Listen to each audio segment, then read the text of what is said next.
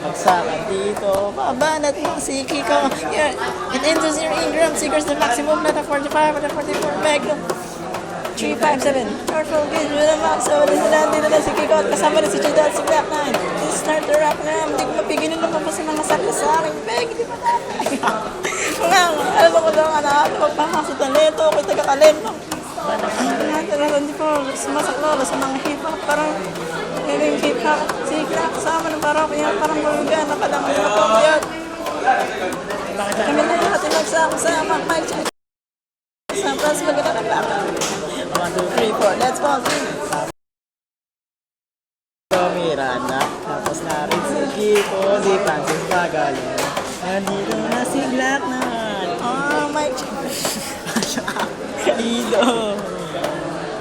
Kapagat na. Ayun ang nama ko.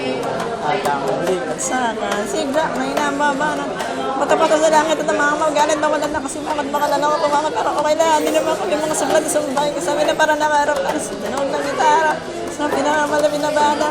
Hindi ko magaling di pa rin kahit na matama ng ako yung lagi mong binabalik-balikan. Stop, rewind the play mo. Kapasaraw para pang birthday ko. Alam mo na siguro ang ibig ko sabihin. Hindi kailangan pang paikot-ikotin pangalan mo. Mabitat ba kayo para maintindihan? Mga salita sinulod na hindi ko pa pwedeng latag na parang balik na ikan. Pag ginawa ka ng mikropono parang gusto naman siguro. Kaya kapag magawa kami ng bago, medyo nabibilis na hindi mo naisip na pwedeng mangyari magkasama-sama lahat ng kasali. Hindi ko na alam. Sa bagsakan ni sa bibig, nag-ingat-ingat na, baka masinod na sapagkat nandito na si Chito at si Tigo at si Black. Pero maganda, di ba? Ayoko na.